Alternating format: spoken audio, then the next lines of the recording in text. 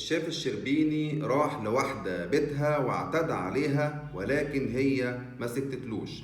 تعال اقول لك ايه اللي حصل. سيدة اعمال قدمت بلاغ وعملت محضر ضد الشيف الشربيني، وقالت في البلاغ ده ان هو راح لها الفيلا بتاعتها في الشيخ زايد واعتدى عليها. وطبعا تم تحرير محضر بالواقعة، والحكومة بتتحرى الكلام اللي قالته السيدة دي.